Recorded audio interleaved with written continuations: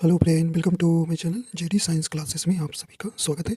जैसा कि हम BPSC tier 2 teachers class 6 to 8 के लिए जो है यूथ कंपटीशन टाइम के मैथ के प्रैक्टिस सेट सॉल्व कर रहे हैं। तो आज का हमारा जो ये practice set number second number का है। ठीक है, देखिए आप ये जो है हम 10 प्रैक्टिस सेट जो है पीडीएफ इसके हम टेलीग्राम पे डाल दिए। तो इसके मैथ और साइंस के पूरा आप फुल है, तो वो जो है आप वहाँ से फुल प्रैक्टिस सेट आप देख कर चेक कर लीजिए, देखकर कि कितने आपके मार्क्स बन रहे हैं। ठीक है, तो वहाँ से डाउनलोड करके पूरा कर डालिए। ठीक है, तो आपको जरूर यहाँ से फ़ायदा मिलेगा। फुल जब आप प्रैक्टिस सेट करके जाएंगे एग्जाम में बैठेंगे तो आपको काफ़ी कॉन्फिडेंस रहेगा। ठीक है, तो वहाँ से जाइए और टेलीग्राम पे प्रश्न को डाउनलोड करिए और उसको करिए। ठीक है, तो आइए देखते हैं। यहाँ पे आपको पहला प्रश्न कह रहे हैं कि वह सबसे छोटी संख्या जिसे 8,93,304 में से घटाने पर एक पूर्ण वर्ग प्राप्त हो निम्न में है। तो इसमें आपको ऐसी कौन सी संख्या है जो घटा दिया जाए कि पूर्ण वर्ग बन जाए। तो हम क्या करेंगे भाई, इसका आपको भाग इससे क्या निकालना पड़ेगा, आपको स्क्वायर रूट निकालनी है, वर्गमूल निकालना है। तो 8,9,3,3,0,4। ठीक है, तो देखिए पीछे से पेयर इसका बनता है, पीछे से पेयर आपको बनाना है। ठीक है, तो 6 है तो 2 2 का पेयर बन गया। देखिए अब इसको कई बार ले जा सकते हो, तो ये 9 बार जाएगा। ठीक है, 9 बार दिख रहा है ना, 9 9 81। ज़्यादा बार ले जाएगा तो ज़्यादा 100 हो जाएगा, तो 18 हो जाएगा। जोड़ दीजिए 81, यहाँ लिख दीजिए, घटा दीजिए भी, कितना आ जाएगा 8 आ जाएगा, ये कट जाएगा। देखिए पेयर के रूप में उतरता है तो 33 से डायरेक्ट उतरेगा। तो अब कितनी बार जाएगा भी, अब ये अब लगभग 4 बार जाएगा। कितना 4 बार जाएगा, तो 4 यहाँ लिखेंगे। तो यहाँ पे आपको करना है, तो 4 चौको 16 हो जाएगा, 4 8 32 1 33 हो जाएगा, 4 का 9 4 3 7 हो जाएगा। ठीक है, तो ये अब घटा दीजिए। तो 13 में से 6 9 6 9 4 13 होता है। 13 में से, तो 13 में से 6 गिन के भी 7 6 13 होता है ना, सही। तो ये 7 आ जाएगा। ठीक है, और देखिए यहाँ 9 3 12 हो जाएगा। ठीक है, और ये खत्म हो जाएगा, एलसीएम इसमें से लीजिए। ठीक है, तो यहाँ 12 12 में से 3 गन 9 3 12। ठीक, तो ये हो गया। तो अब देखिए 4 आप जोड़ दीजिएगा, भूलिएगा नहीं, 188 हो जाएगा। अब देखिए अब 04 फिर उतार लीजिए पेयर के रूप में, ये 2 पेयर बचा है। अब कई बार जाएगा ये, अब तो ये आपका लगभग कितनी 5 बार जाएगा, 5 बार। चलिए 5 बार कर दीजिए, यहाँ 5 भी लिखिए, और ये अब मल्टीप्लाई करेंगे तो 5 25 25 हो जाएगा, 5 8 40 2 42 हो जाएगा, 5 8 40 4 44 हो जाएगा, 5 का 9 5 4 9 हो जाएगा, 5 4 9 हो जाएगा। घटा दीजिए भी, 14 में से 5 गेंद 9 5 14 होता है, और यहाँ आपका 9 9 में से 7 गेंद, वो 9 में से 2 गेंद 7, और यहाँ पे 6 में से 2 4 गेंद 2। ठीक है, तो कितना बचा 279। अगर 279 इसमें से घटा दिया जाए तो यहाँ एक जो है 945 का पूर्ण वर्ग बन जाएगा।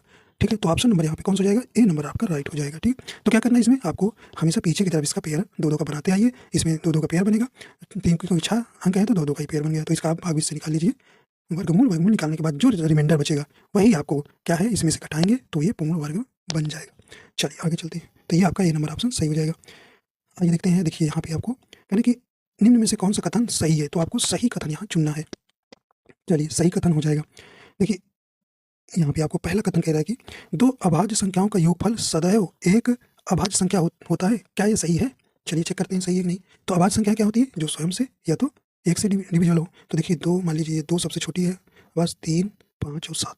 ठीक है, 11 अब ले लें। तो यहाँ हम इतना स्पेस चेक कर लेंगे। देखिए 2 संख्याओं का योग, तो मतलब दोनों को जोड़ लीजिए, 2 अभाज्य संख्याओं को। 2 + 3 कितना आएगा भाई, 5 आएगा। तो ये तो एक अभाज्य आई ना, एक तो एक अभाज्य आई, लेकिन क्या यही 3 + 5 को जोड़ने पर अभाज्य आएगी? 3 + 5 जोड़ने पर तो 8 आ रहा है, ये तो भाज्य हो गई। तो इन्होंने कह रहे हैं कि 2 अभाज्य संख्याओं का योगफल सदैव एक अभाज्य संख्या होता है। गलत करें ना, तो देखिए ये गलत हो गया। ठीक है, तो ये तो नहीं होगा, सही वाला हमको बताना है। एक अगला सेकंड नंबर चेक करिए। एक भाज्य संख्या विषम संख्या हो सकती है। तो एक भाज्य संख्या क्या हो सकती है, एक भाज्य संख्या विषम संख्या भी हो सकती है। तो भाई बिल्कुल हो सकती है। ठीक है, तो ये आपका सही हो जाएगा। कैसे? अरे 9 है, 15 है और 27 है, तो विषम सम तो आप जान रहे हैं ना। तो भाज्य संख्या जो 2 से डिविजिबल हो, और विषम संख्या जो 2 से ना, जिसे 8 नंबर कहते हैं, जो 2 से डिविजिबल ना हो। तो भाई यहाँ 2 से तो डिविजिबल नहीं दिख रहा है 9 ना, नहीं ना, 15 भी नहीं, लेकिन ये भाज्य संख्या तो है ना। 9 9 15 27 भाज्य संख्या है कि नहीं, है ना। तो कहने की ये कहने की एक भाज्य संख्या विषम संख्या हो सकती है। तो भाज्य संख्या विषम तो है ना, 2 से डिविजिबल कहाँ है, तो विषम है। तो इसलिए ये आपका सेकंड नंबर कथन सही है। चलिए अगला देखते हैं।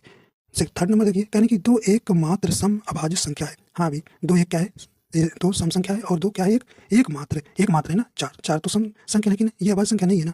तो केवल 2 एकमात्र सम अभाज्य संख्या है, ये भी सही है। मतलब कि दूसरा तीसरा कथन सही हो चुका है। और देखिए यहाँ देखिए सबसे छोटी अभाज्य संख्या कहा था 1 है। देखिए इसके नीचे दिख रहा होगा, लिखा है कहीं सबसे छोटी अभाज्य संख्या 1 है, नहीं भाई, एक ना तो भाज्य है और ना ही अभाज्य है, तो ये भी तो गलत हो गया, तो सिर्फ दो सही है, तो ऑप्शन नंबर बी राइट हो जाएगा। तो ऑप्शन नंबर बी सही हो जाएगा। दूसरा और तीसरा कथन ही सही है, सही वाला हमको बताना था। तो आशा करता हूँ ये आपको आ गया होगा समझ में। चलिए तो ठीक, तो ये देख लीजिए, कह रहे हैं सबसे छोटी अभाज्य संख्या 1 है, ठीक है, तो ये गलत कह रहे हैं, एक ना तो भाज्य है और ना ही अभाज्य है। चलिए आगे चलते हैं। यानी किसी कक्षा के 2 सेक्शनों में 18 और 24 विद्यार्थी हैं। प्रायोगिक कार्य के लिए इन विद्यार्थियों को अधिकतम यानी कि समान माप वाले समूहों में विभाजित किए जाने वाले समूहों की संख्या है। तो भाई 18 है, 18 को आप 6 और 6 में समान समान भागों कह रहे हैं, 6 में भागोगे तो कितने भाग में कितने समूह में विभाजित कर सकते हो? तो 3 में कर सकते हो, नहीं 6 3 18, 6 6 का 3, ठीक, 6 6 का 3। और दूसरा सेक्शन कह रहे हैं कि 24 है, 24 है, 24 को कैसे, इसको भी 6 6 के डिवीजन में कितने 4 लोगों में बांट सकते हैं, 6 गुणे 6 गुणे 6 6 को 24, तो ये 4 समूह में विभक्त कर सकते हैं। तो इनके समूहों की संख्या है तो कितनी हो जाएगी भाई, 4 + 3 कितने 7, तो डी नंबर सही हो जाएगा। ठीक है, इन्होंने कहा कि किसी मान लीजिए कोई सेक्शन है, सेक्शन में पहले में 18 दूसरे में 24, इन्हें करेक्ट समान भागों में विभाजित किया जाता है, तो समूह की संख्या पूछा है, विभाजित किए गए जाने वाले समूह की संख्या पूछा है, तो 4 तो 3 तो 18 वाले में हो जाएंगे और 4 24 वाले में, कुल मिला के 7। ठीक है, तो ऑप्शन नंबर डी राइट हो जाएगा। चलिए आगे देखते हैं। करें कि इतना देखिए, ये इस पे कल आपको हमने बताया था कि ये प्रॉपर्टीज पर ही लगते हैं। देखिए हमने बताया था कि यक्स अपान वाई, अगर पावर पे माइनस का यम है तो इनका नॉमिनेटर डिनोमिनेटर चेंज हो जाता है, तो वाई अपान यक्स हो जाएगा। ठीक, अंश और हर चेंज हो जाता है तो यम हो जाता है, बस इसी पे आप लगा दीजिए। देखिए तो ऊपर जाएगा 3, तो नीचे 1 आएगा, कोई मतलब नहीं, तो 3 की पावर क्या हो जाएगा, 2 हो जाएगा। ठीक है, ब्रैकेट लगा लीजिए, माइनस का भाई 1/4 है, माइनस का है, ऊपर जाएगा तो 4 हो जाएगा, तो 1 हो जाएगा। ठीक है, और माइनस का 2, तो ब्रैकेट पहले सॉल्व कर लीजिए, तो 3 3 का 9 माइनस का 4, तो घटाएंगे तो कितना आ जाएगा, 5 आ जाएगा, 5 5 आ गया, और 5 की पावर क्या आ गया, माइनस का 2।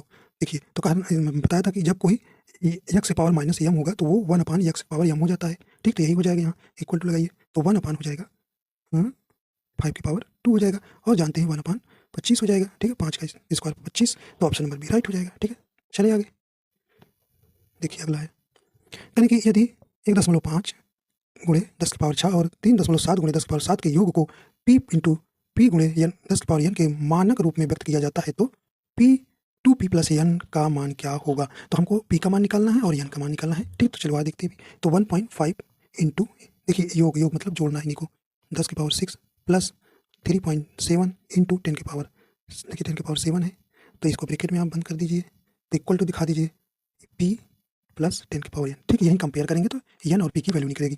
चलिए इसमें आप देखिए कुछ कॉमन दिख रहा है, तो 10 की पावर 6 देखिए कॉमन दिख रहा है ना, 10 की पावर 6 कॉमन ले लीजिए, तो ये बचा 1.5, देखिए ये 10 की पावर 6 पूरा निकल आया, प्लस देखिए यहाँ पर 3.7 देखिए यहाँ पे 10 की पावर 7 है, तो 6 तो निकलेगा, तो 10 तो बचेगा ना, तो 10 ये बचेगा। ठीक है, अब इधर इक्वल ध्यान दीजिए, बाद में से लगाएंगे, लिख लीजिए, अच्छा पी प्लस 10 की पावर एन।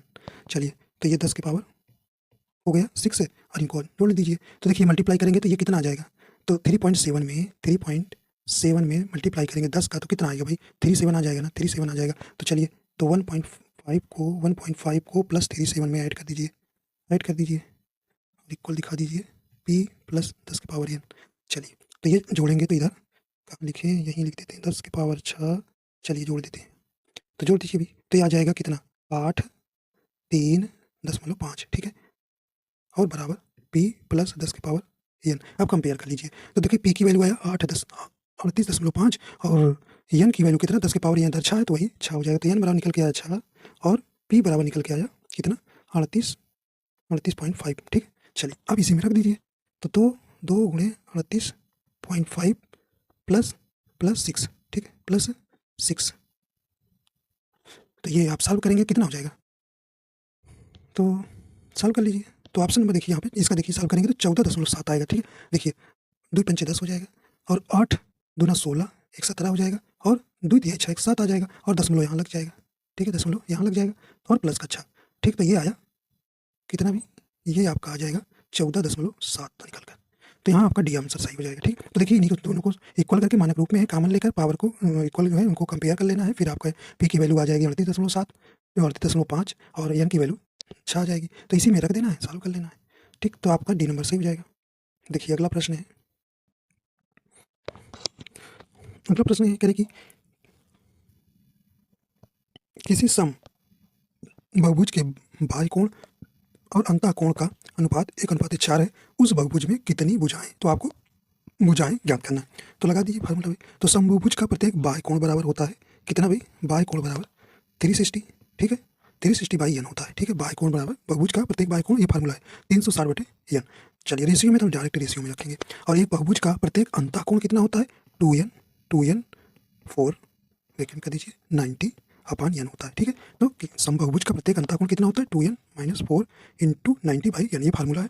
इक्वल टू आपको दिया है 1/4, दिखा दीजिए 1/4। अब इसे सॉल्व कर लो, आपका आंसर मिल जाएगा, ठीक है। देखिए यहाँ से n कैंसिल हो जाएगा, और देखिए 90 9 चौक 36 मतलब 40 आ जाएगा, ठीक है। ये कट गया, ठीक है, ये आपका कट गया। अच्छा यहाँ पे 40 नहीं है, बचेगा 4 ही बचेगा, ठीक है, 4 ही बचेगा, क्योंकि ये 90 चौका 360 होता है ना। चलिए अब बचा क्या? अब आपको ऊपर 4 बचा है, नीचे 2n - 1 क्रॉस मल्टीप्लाई कर दीजिए, तो यहाँ पे लिखते रहे तो आ जाएगा क्या भी? 2n -4 बराबर ही, देखिए क्रॉस मल्टीप्लाई इधर हो जाएगा तो ये 16 हो जाएगा। तो घटा दीजिए 2n, उधर ले जाएंगे, देखिए इधर जाएगा तो प्लस में हो जाएगा, तो कितना हो जाएगा? 20 हो जाएगा। तो 2 का ये काट दोगे तो n की वैल्यू आ जाएगी 10। तो ऑप्शन नंबर यहाँ पे कौन सा हो जाएगा? भुजाओं की संख्या कितनी निकल के आई? भुजाएं आपकी 10 भुजा हुई, तो ये डी नंबर ऑप्शन सही हो जाएगा, ठीक है। तो कितनी भुजाएं आई? 10, ठीक है, 10 आंसर आ जाएगा। तो यही बस फार्मूला लगाना, आपको रेशियो दिखाना है, सब काट पीट कर दीजिए, आंसर आ जाएगा। अब ये देखते हैं अगला है।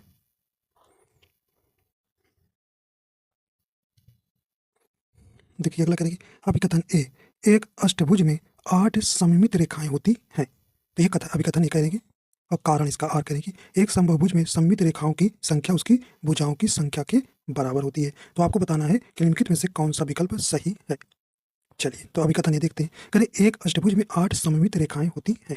तो ये आपका अभिकथन गलत हो गया है। तो देखिए एक जो है सम अष्टभुज में 8 सममित रेखाएं होती है, क्या सम? अगर इन्होंने सम कह दिया होता तो ये सही हो जाता। इन्होंने सिर्फ कहा एक अष्टभुज में 8 सममित रेखाएं होती है, तो एक सम अष्टभुज में 8 सममित रेखाएं होती हैं, ठीक है। तो यहाँ पे सम लगाते थे तो सही हो जाता है। तो अभिकथन गलत हो गया। कारण देखते हैं, एक सम बहुभुज में सममित रेखाओं की संख्या उनकी भुजाओं की संख्या के बराबर होती है। कारण बिल्कुल सही है, कारण आपका आर जो है सही है। तो यहाँ ऑप्शन नंबर कौन सा हो जाएगा? यहाँ पे चला जाएगा बी नंबर सही हो जाएगा। ए असत्य है परंतु आर सत्य है, ठीक है। तो एक समबाहुभुज में सममित रेखाओं की संख्या क्या होती है? रेखाओं की संख्या उसकी भुजाओं की संख्या के क्या होती है? बराबर होती है। तो यहाँ पे ऑप्शन नंबर यहाँ पे बी नंबर सही हो जाएगा, ठीक है।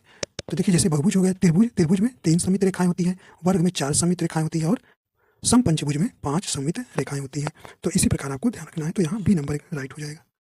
देखिए अगला है, यहाँ पे भी आपको कथन ही देना है। कहने की आगे देखिए निम्नलिखित कथनों पर विचार करें। कहने की सभी आयत वर्ग हैं, सभी आयत वर्ग है। तो ये तो गलत कह रहे हैं भाई, सभी आयत कैसे वर्ग हो सकते हैं? देखिए ये है आयत, ये है वर्ग, ठीक है। तो कैसे सही हो सकता है? तो कहने की सभी आयत वर्ग है, नहीं, सभी वर्ग आयत हो सकते हैं, सभी वर्ग आयत हो सकते हैं, लेकिन आयत सभी आयत वर्ग नहीं हो सकते हैं। तो ये आपका गलत हो गया पहला। दूसरा कह रहे हैं कि सभी समचतुर्भुज समांतर चतुर्भुज हैं। तो ये आपका राइट है, सेकंड वाला राइट है, सभी समचतुर्भुज समांतर चतुर्भुज होते हैं। अगला है, अगला कह रहे हैं कि सभी वर्ग समांतर चतुर्भुज नहीं है, सभी वर्ग समांतर चतुर्भुज नहीं है। देखिए नहीं कह रहे हैं, लेकिन ये सभी वर्ग समांतर चतुर्भुज होते हैं, इन्होंने कह दिया नहीं होते हैं, तो इसलिए ये भी गलत हो गया, ये भी गलत हो गया। अब कहेंगे सभी वर्ग समलंब हैं, ये आपका बिल्कुल राइट है।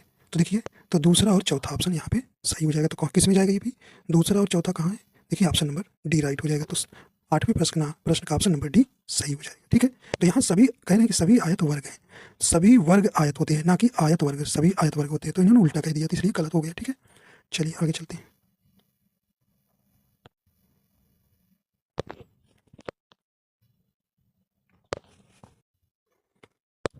अगला देखते हैं, कहने की विभिन्न पर्चियों पर 1 से 25 तक प्राकृतिक संख्याएं लिखी हुई हैं।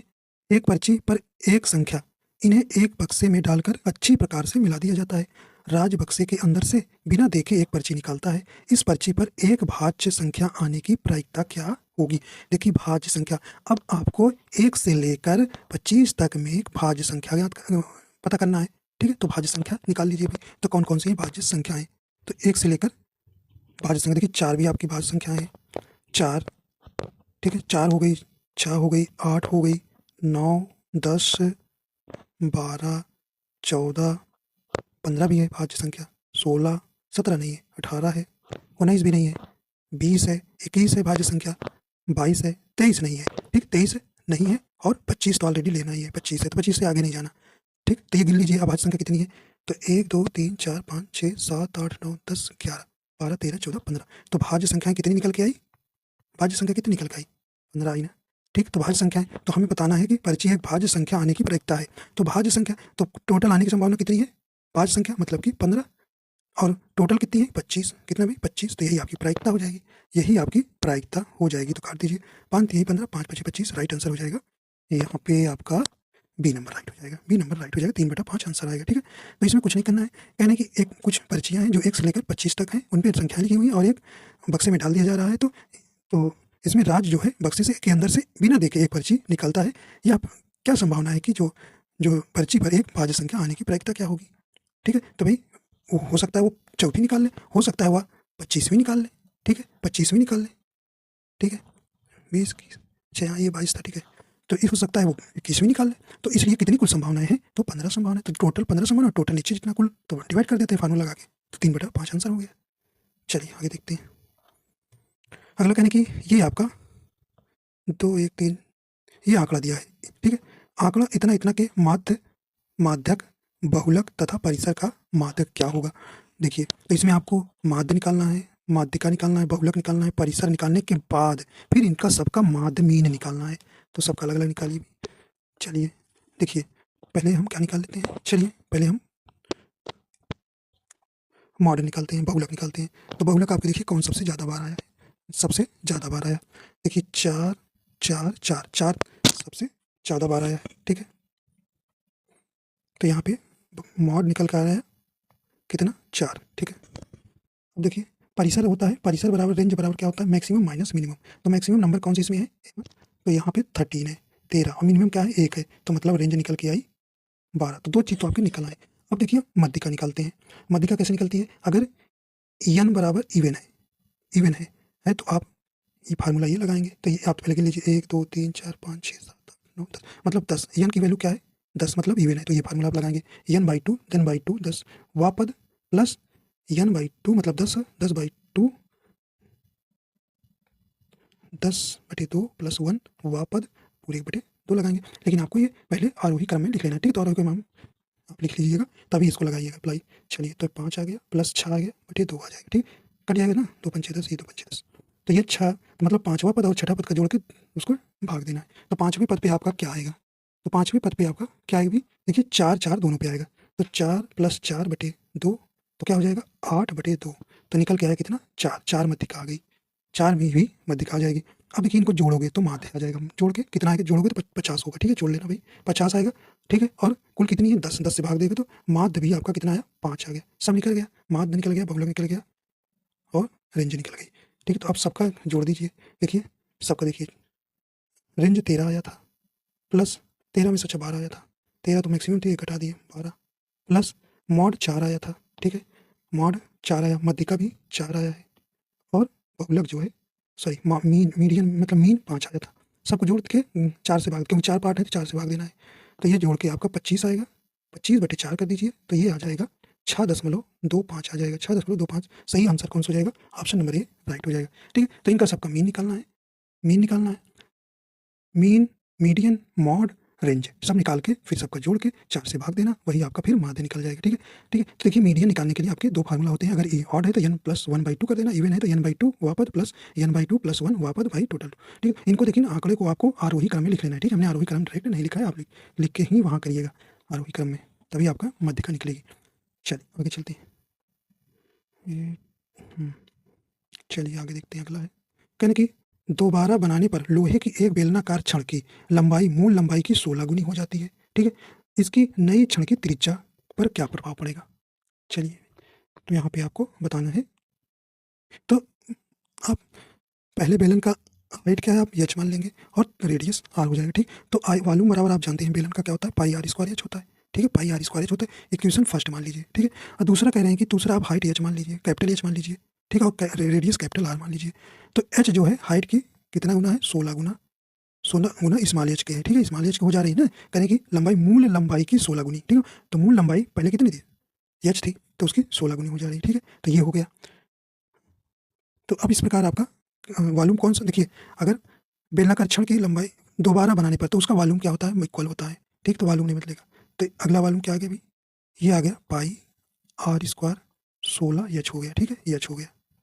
अब इन्हीं के जब किसी वस्तु को दूसरे वस्तु में ढाला जाता है तो उसका आयतन क्या होता है, इक्वल होता है। तो आयतन क्या दिखा दीजिए, इक्वल बराबर दिखा दीजिए। तो pi R square H equal to pi capital R square into 16 H, ठीक है, 16 एच। तो ये एच से कैंसिल, पाई पाई से कैंसिल, पाई पाई से कैंसिल, तो बच्चा क्या, R small R square equal to capital R square by 16। तो देखिए तो ये आ जाएगा आर बटे कैपिटल आर बराबर ये स्क्वायर ये भी लगा लीजिए, 16 आ गया। तो इसका जो R1 बाई आर निकल के आएगा 4, 4 क्या आएगा, 4 आ जाएगा। तो आर आर इक्वल टू क्या हो जाएगा, small capital R equal to small R by 4। तो ये आपका सही आंसर यही हो जाएगा। तो देखिए कौन सा आंसर आपका मैच कर रहा है। तो देखिए बी नंबर आपका हो जाएगा। कह रहे हैं कि मूल की 1/4 गुनी हो जाएगी, ठीक है, मूल की 1/4 गुनी हो जाएगी। तो ऑप्शन नंबर यहाँ पे बी नंबर राइट हो जाएगा, ठीक है।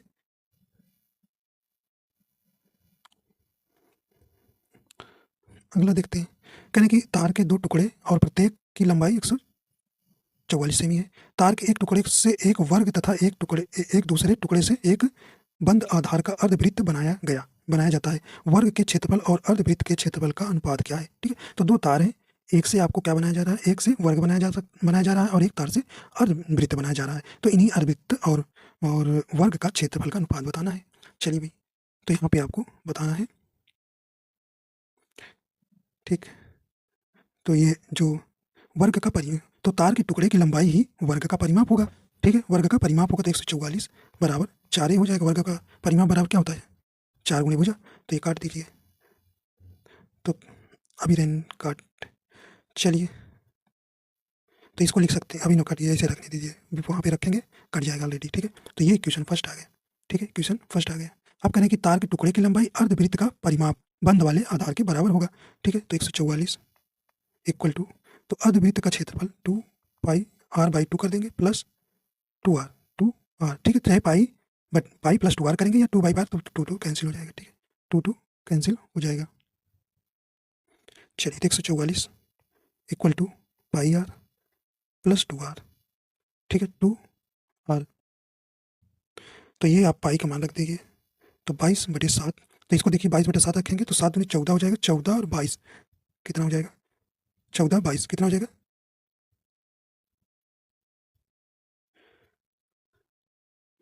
14 22 कितना 36 आर हो जाएगा और नीचे 7 बचेगा, ठीक है। ये कैसे हुआ, देखिए 22/पाई का मान 7 रख देंगे, आर है प्लस आर है तो आर एलसीएम, तो ये 7 2 है, तो 7 दूना 14, 14 जोड़ेंगे वो था हमें कितने में, 22 में, तो 36 हो जाएगा, 36 R/7। देखिए यहाँ पाई का मान रख दिया और इसको हमने एलसीएम लेकर सॉल्व कर लिया, ठीक। तो अब देखिए ये आपका क्या निकल के आया अभी, तो आर की वैल्यू आपको निकल के आएगी, क्रॉस मल्टीप्लाई कर देंगे तो ये 144 इंटू 7/36 आ जाएगा बराबर आर, ठीक। तो ये आप काट पीट करेंगे तो ये कितना निकल के आएगा, आर का मान काट दीजिए, तो ये कितना आएगा 28 आ जाएगा। तो आर का मान 28 आ जाएगा, आर का मान 28 सेंटीमीटर हो गया, ठीक है, सेंटीमीटर आ गया। अब आपको इन्हीं को क्या वर्ग क्षेत्रफल बटे अर्धवृत्त का क्षेत्रफल लगा देना है। तो वर्ग का क्षेत्रफल क्या होता है भाई, स्क्वायर होता है, और नीचे अर्धवृत्त का क्षेत्रफल, देखिए वृत्त का क्षेत्रफल होता है पाई आर स्क्वायर, अर्धवृत्त है तो पाई आर स्क्वायर बटे 2 हो जाएगा, आर बटे 2 हो जाएगा। तो ये 2 ऊपर चला जाएगा, एक ही साइड ए आपने निकाला है कितना, 144/4, ठीक है। तो ये आप स्क्वायर कर देंगे, नीचे नीचे क्या आ जाएगा, ये 27, तो 22/7 इंटू 28 का स्क्वायर रख देंगे, पाई आर स्क्वायर, आर का मान 28 निकलना, देखिए ये भी इसी में मिक्स हो जाता है, ठीक है। तो कितना 2 गुणे 144/4 का होल स्क्वायर आएगा, क्योंकि ये स्क्वायर है, ठीक है। तो ये चलिए इसे हटाते हैं तब सब लिखते हैं, ठीक है, इसको हटा देते हैं। तो देखिए याद रखिएगा किसका किसका याद रखना है, तो ए का वैल्यू 144/4 आया है और आर का 28, ठीक। तो यहाँ रखेंगे, इसको हटा देते हैं। चलिए अब यहाँ सब आएगा, ठीक है। तो यही आपको ए स्क्वायर बटे पाई आर स्क्वायर 2, ये रेशियो पूछा है ना दोनों का। तो ए स्क्वायर, तो ये 2 ऊपर चला जाएगा, तो 2 ए स्क्वायर हो जाएगा बटे पाई आर स्क्वायर हो जाएगा। वैल्यू रख दीजिए 2 इंटू 144/4, क्योंकि ए का मान आपने 144/4 निकाले थे, नीचे कर दीजिए और डिवाइड कर दीजिए नीचे, ठीक है।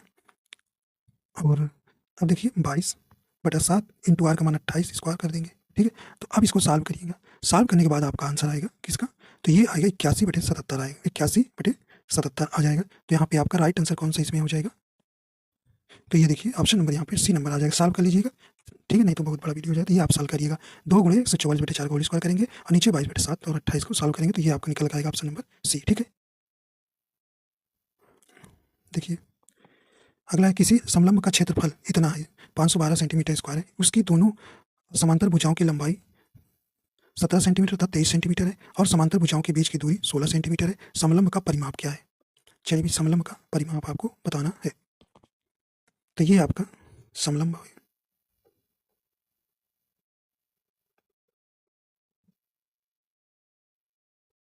ठीक है। 16 17 सेंटीमीटर है, ये 23 हो गया और ये 16, ठीक है। ये आपकी भुजाएं दी रखी है। तो अब लगा दीजिए, समलंब का क्षेत्रफल क्या होता है, 1/2 समांतर भुजाओं का योग इंटू उनके बीच की लंबवत दूरी, ठीक है, लंबवत दूरी। तो हम क्या मान लेंगे, ए मान लेंगे और बी, ठीक है, ए और बी मान लेंगे समांतर भुजाओं का योग, ठीक है, क्योंकि ये दिया है। तो लगा दीजिए, क्षेत्रफल 1/2 होता है और इनका बी प्लस ए हो जाएगा और इनके बीच की ऊंचाई जो है 16 दी है, ऊंचाई यही ऊंचाई है ये, ठीक है। तो क्या आ जाएगा, तो 8 और बराबर आपको दिया है, बराबर दिया 512, ठीक है, क्षेत्रफल दिया है 512। अब काट पीट इसको करिएगा, तो क्या देखिए ये 2 से कट जाएगा, 2 8 16, तो ये काटेंगे तो 8 6 48 और 8 चौक 32 हो जाएगा, ठीक है, 64 आ जाएगा। तो ए प्लस बी का मान कितना आया, 64 आ गया, ठीक है, 64 आ गया। अब समलंब का परिमाप जानते हैं, समलंब की सभी भुजाओं का योग, समलंब की सभी भुजाओं का योग। तो देखिए 17 प्लस 23 और ये दोनों को 64 आ गया है, 64 आया, देखिए इधर आपका 23 दिया है, ठीक है, ये 23 है, 23 दिया है, ठीक है, ये और ये तो भुजाएं सब पता हुई तो जोड़ दीजिए, वही तो आपका क्या हो जाएगा, परिमाप होता है। तो इनको जोड़ोगे तो कितना हो जाएगा, 104 आएगा। तो ऑप्शन नंबर कौन सा हो जाएगा, बी नंबर राइट हो जाएगा, 104 आंसर आ जाएगा, ठीक। तो इसका परिमाप 104 सेंटीमीटर हो जाएगा, ठीक। तो समलंब का फार्मूला लगा दीजिए, हमको इनकी जो है भुजाओं का योग नहीं दिया तो हम ए बी मान लेंगे, फार्मूला लगाएंगे, 512 आपको दिया है क्षेत्रफल समलंब का, सॉल्व करेंगे। अगर भुजाएं दोनों पता होगी, चारों भुजाएं पता होगी, तो चारों भुजाएं सम करिए तो परिमाप निकल जाएगा। अगला है, यदि मोटे कागज की 12 सीटों का भार 40 ग्राम है तो उसी कागज की कितनी सीटों का भार 3 सही 1/2 किलोग्राम होगा। चलिए भी देखते हैं, देखिए 40 ग्राम भार की सीटें कितनी है, 40 ग्राम भार की सीटें 12 है, तो 1 ग्राम सीट का भार कितना हो जाएगा, 12/40 हो जाएगा, ठीक है, 12/40 हो जाएगा। अब कहने की 3 सही 1/2 किलोग्राम, तो ये किलोग्राम है तो इसको केजी में बदलेंगे, किलोग्राम है तो केजी में, केजी बदलने के लिए क्या करेंगे, देखिए 3 दूना 6 7/2, क्या करेंगे 1000 से गुणा कर देंगे तो ग्राम में बदल जाएगा ना। तो इसको जब काट पीट करेंगे तो ये 500 मतलब कितना आएगा, 5 7 35 3500 आ जाएगा। तो इसे मल्टीप्लाई कर दीजिए, 3500 का 12/40 में आंसर आ जाएगा, काट दीजिए, 0 से 0 गया, 4 तिहाई 12 और 35 से दूना क्या हो जाएगा भाई, 4 3 0 3 5 15 3 3 9 10 1050 कौन सा हो जाएगी, देखिए ऑप्शन नंबर यहाँ बी नंबर देखिए लिखा है, तो इसके ऊपर लिखा है, ठीक, तो बी नंबर राइट हो जाएगा, 1050 आंसर सही हो जाएगा, सीटें, ठीक है। तो इसमें आपको सीटों का भार निकालना था, ठीक, तो 1050 बी नंबर सही हो जाएगा आपसे। अगला देखते हैं, कहने की व्यंजक इतना इतना के गुणनखंड आपको बताना है, ठीक है, 25 X square minus 4 Y square plus 28 Y Z minus 49 Z square का गुणनखंड आपको निकालना है। चलिए तो देखिए 5 को, यहाँ देखिए 5 को 25 को हम क्या एक्स के पावर 2 लिख सकते हैं भाई, फिर करेंगे तो यही आ जाएगा, ठीक। माइनस का देखिए, माइनस का इसमें कॉमन कॉमन माइनस ले लीजिए, कॉमन माइनस ले लीजिए, तो ये 4 वाई स्क्वायर हो जाएगा माइनस 28 एक्स वाई, ठीक है। यहाँ प्लस था ना, माइनस जब कॉमन लेंगे तो यहाँ माइनस आ जाएगा प्लस के स्थान पर, फिर जब ब्रैकेट तोड़ेंगे तो फिर प्लस में हो जाएगा, और देखिए प्लस का 49 जेड स्क्वायर, ठीक है, ये जेड स्क्वायर। ये देखिए कोई फार्मूला बन रहा है, तो कौन सा फार्मूला आपका बन रहा है, यहाँ पे बन रहा है ए स्क्वायर, ए सॉरी ए माइनस बी का होल स्क्वायर फार्मूला बन रहा है, ए स्क्वायर देखिए फार्मूला बन रहा है ना, ए माइनस बी का होल स्क्वायर। चलिए तो ये 5 एक्स स्क्वायर हो जाएगा माइनस का 2 वाई माइनस का 7 एक्स का होल स्क्वायर, फार्मूला बन गया ये ए माइनस बी का होल स्क्वायर। अब देखिए अब क्या बन रहा है, एक फार्मूला और बन गया, अब ए स्क्वायर माइनस का बी स्क्वायर वाला फार्मूला बन गया, ठीक। तो एक ब्रैकेट में ए ए प्लस बी लिखेंगे, एक ब्रैकेट में ए माइनस बी होता है, ठीक है। तो अब देखिए, तो सही ऑप्शन आपका देखिए कौन सा हो जाएगा यहाँ पे। देखिए पहले में आप क्या, तो यहाँ राइट आंसर देखिए 5x लिखेंगे, 5x प्लस 2y माइनस का 7x, क्योंकि एक में ए प्लस बी होता है और एक में ए माइनस बी होता है। तो अगले ब्रैकेट में क्या हो जाएगा, 5x माइनस 2y प्लस 7 हो जाएगा, ठीक है। तो यहाँ ऊपर लिख दे रहे हैं, तो देखिए अब यहीं पे मैच करा लेते हैं। तो एक में है 5x plus 2y minus 7x और अगले ब्रैकेट में आएगा 5x minus 2y plus 7x। तो इसमें देखिए कौन सा राइट आंसर हो जाएगा, देखिए बी वाला आपका हो जाएगा, ठीक ठीक। तो 5x प्लस 2y माइनस 7 है, अगले में 5x minus 2y plus 7 zero हो जाएगा, ठीक है। चलिए हटा देखिए, एक बार कर देते हैं वो, देखिए। तो ये आपका आया था 5x का होल स्क्वायर माइनस का 2y माइनस का 7x, यही तो आया था। तो इसको आप तोड़ेंगे तो क्या लिखेंगे, एक ब्रैकेट में लिखेंगे, यही तो ये 5x प्लस 2y माइनस का 7x होगा, ठीक है। एक ब्रैकेट में क्या था, ए माइनस बी हो जाता है। तो एक में 5x माइनस का 2y हो जाएगा, 2y और प्लस का 7x हो जाएगा। तो देखिए 7 जेड है, जेड है, ठीक है। यहाँ पे ये जेड है, ठीक है भाई, ये जेड है यहाँ, ठीक है, ये जेड है, ठीक है, ये जेड हो जाए। तो अब देखिए ये आ गया, तो बी नंबर आ जाएगा। तो यहाँ पे ए स्क्वायर माइनस बी स्क्वायर वाला फार्मूला लग गया, ए प्लस बी और एक ब्रैकेट में ए माइनस बी वाला, ठीक है।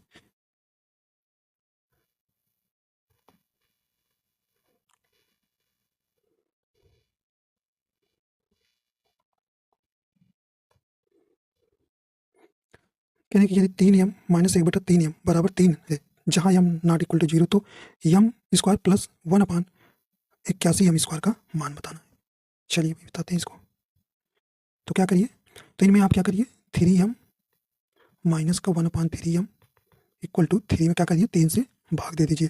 दोनों पक्षों में 3 से भाग देंगे तो क्या हो जाएगा, m बचेगा माइनस 1/9 m हो जाएगा इक्वल टू 1 आएगा, ठीक है, 1 आएगा। आप क्या करिए, इसको बोथ साइड स्क्वायरिंग कर दीजिए, बोथ साइड स्क्वायरिंग कर दीजिए, ठीक है। तो ये हो जाएगा m square plus 1/981 m square हो जाएगा माइनस का 2m इंटू 1/9 m, ठीक है, 1/9 m हो जाएगा बराबर 1 हो जाएगा। देखिए यम से ये कट जाएगा, तो हमको तो यही निकालना है ना, यम स्क्वायर प्लस 1/81 यम स्क्वायर। तो देखिए ये जो है 2/9 ऊपर उधर चला जाएगा, तो 1 प्लस 2/9, देखिए माइनस में उधर प्लस में हो जाएगा, तो 9 2/9, तो 9 का 9 9 2 11, ठीक है। तो 11 बटा आ जाएगा 9, 11/9 आ गया। तो इसको डिवाइड करेंगे तो 9 का 9 9 9 2/9, तो 9 सही 2/9 आ जाएगा। तो आपका बी नंबर हो जाएगा, ठीक है, बी नंबर ऑप्शन हो जाएगा। ठीक, तो ए माइनस बी का होल स्क्वायर वाला फार्मूला लगा देंगे, ठीक है। अगला देखते हैं, कहने कि 49 minus X square minus Y square plus 2xy का गुणनखंड है। तो यहाँ पे आपको बताना है इसका गुणनखंड है।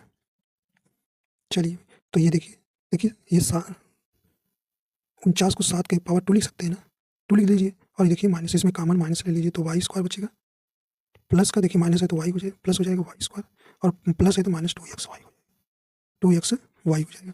ठीक, तो ये भी वही तरह है, ठीक, वही फार्मूला बन जाएगा माइनस का, ये भी क्या बन जाएगा, एक्स माइनस वाई का होल स्क्वायर बन जाएगा। ये फार्मूला है ना, एक्स माइनस वाई का फार्मूला बन रहा है, ठीक है, तो ये लिख सकते हैं। तो आप देखिए इसी में फिर वही तरह से लिखना है, ए स्क्वायर माइनस बी स्क्वायर वाला लगा दीजिए, एक ब्रैकेट में प्लस बी, एक ब्रैकेट में माइनस बी, तो यहाँ पे आपका राइट आंसर हो जाएगा। देखिए तो कौन सा हो जाएगा, देखिए यहीं पे कर लेते हैं इसको, तो यहाँ पे आपका डी नंबर ऑप्शन राइट हो जाएगा, डी नंबर हो जाएगा, ठीक है। तो एक ब्रैकेट में क्या रखेंगे, 7 प्लस एक्स माइनस वाई, और अगले ब्रैकेट में रखेंगे 7 माइनस एक्स प्लस वाई हो जाएगा। तो आपका डी आंसर हो जाएगा। कहने कि यदि 3x minus 4/3 plus 2x plus 1/2 equal to X plus 7/, तो इतने का मान निकालना है, 5x माइनस 1/4 का मान निकालना है। चलिए पहले इसको सॉल्व करेंगे तभी x का मान निकलेगा। तो देखिए एलसीएम आप इसका 6 ले लीजिए, इधर का बाएं साइड का, तो ये आ जाएगा 3 दूना 6, तो ये हो जाएगा 6x माइनस का 8, और इधर 2 3 6, तो प्लस का 6x प्लस का 3, ठीक है, और ये हो जाएगा 6x इधर प्लस 7/6। चलिए तो ये 6 से 6 काट देना, तो ये 6 ऊपर का 6 12x हो जाएगा, और ये घट के क्या हो जाएगा अभी, माइनस का 5 बचेगा, और ऊपर का 6x प्लस 7 बचेगा, ठीक है। तो इसको प्लस को उधर ले जाइए, माइनस को इधर ले जाइए, तो घटेगा, तो ये 6x बचेगा, और उधर जाएगा तो 7 5 12 हो जाएगा। तो x बराबर कितना वैल्यू है, ये डिवाइड कर दीजिए, तो x निकल आया 6 दूना 12 2, तो x का मान आया 2। तो यहाँ लिखेंगे तो 5 गुणे 2 माइनस 1/4, तो 5 दूना 10 माइनस 1/2 निकल के आया कितना भाई, तो 9/2 हो जाएगा। 10 में से घटाएंगे 9/2, देखिए 9/2 कौन सा है ऑप्शन, तो ऑप्शन नंबर देखिए ए वाला हो जाएगा 9/2। और देखिए यहाँ माइनस में दिया है तो माइनस में ध्यान देना है, तो प्लस में आंसर आया तो 9/4 आंसर हो जाएगा। अगला देखते हैं, करेंगे यदि किसी संभावित त्रिभुज एबीसी का एक शीर्ष लंब एडी है तो 4AD² निम्न में से किसके बराबर होगा। तो देखिए ये आपका बना लीजिए, ये डी है, ठीक है, बी सी ए, ठीक है। लंबाई जो है संभावित त्रिभुज की लंबाई जिसे शीर्ष कहते हैं वो जो है क्या है, एडी, एडी इक्वल टू हो जाएगा √3/2 ए होता है, ठीक है। √3/2 ए होता है एडी। तो कह रहे हैं कि यही दिखाना है कि एडी स्क्वायर के 4 गुना है, ठीक है। तो 4 गुणे √3/2 का है स्क्वायर है, तो स्क्वायर कर दीजिए। तो 4 गुणे, देखिए रूट करेंगे तो 3 आ जाएगा, देखिए रूट का मल्टीप्लाई आप जानते हैं क्या होता है, 3 आ जाता है। तो यहाँ 3 निकल के आ जाएगा, नीचे 4 हो जाएगा, ठीक है, 4 हो जाएगा।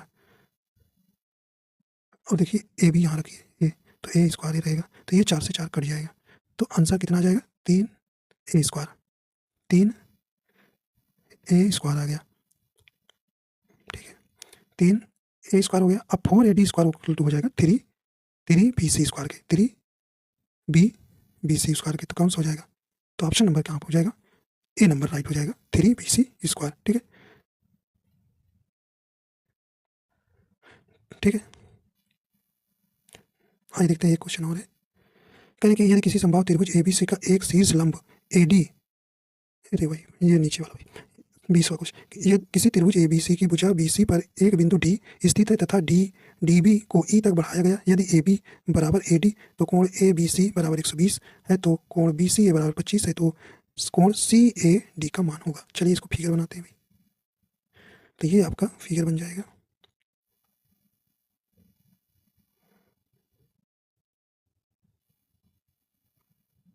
तो ये आपकी बराबर ये, ठीक है। और ये देखिए बाहर कोण बढ़ाया गया है, ठीक है, ई तक, तो ये कह रहे हैं कि कितना है 120 है, ठीक है। ये AC, ये D है और ये B है, तो ABE बराबर 120 दिया है, ठीक है, 120 दिया है, और ये 125 दिया है, ठीक है। तो आप कर लीजिए, तो देखिए ये आप जानते हैं एक लाइन जब कट करती है तो ये कितने का होता है, ये पूरा 180 का होता है। तो भाई यहाँ पे ये कट कर रही है ना, ये कट कर रही है, तो ये कितना 60 का हो जाएगा, 60 का हो जाएगा। तो ये जो है जब किसी भी त्रिभुज की अगर दो भुजाएं बराबर हैं तो उनके दो एंगल भी बराबर होते हैं, तो ये भी 60 हो जाएगा, ये भी 60 हो जाएगा। फिर देखिए ये जो है ये फिर एक कट कर रही है ना ये लाइन, तो ये जब 60 हो गया भैया ये कितना 120 ना हो जाएगी, 120 हो जाएगा, तो ये निकल गया 120। तो हमको ये वाला एंगल बताना था, ये वाला बताना था, तो घटा दीजिए 25 120, 25 120 तो कितना हो जाएगा 145, 145, ठीक है।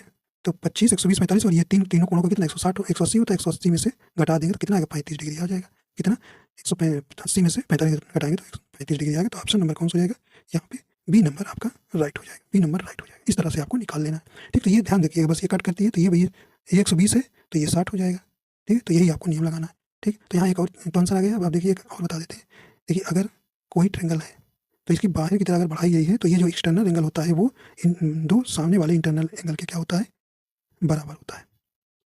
तो यक्स वाई प्लस जेड बराबर यक्स, इसको याद रखिएगा, ठीक। तो इस प्रकार इसके अब देखिए इसमें BC क्वेश्चन करेंगे। तो आशा करता हूँ ये आपको पसंद आएगा। अगर आप हमारे चैनल पर नए तो चैनल को सब्सक्राइब कर लीजिएगा और बेल आइकन प्रेस कर दीजिएगा ताकि आपको नोटिफिकेशन मिलता रहे। तो वीडियो देखने के लिए आपको बहुत बहुत धन्यवाद।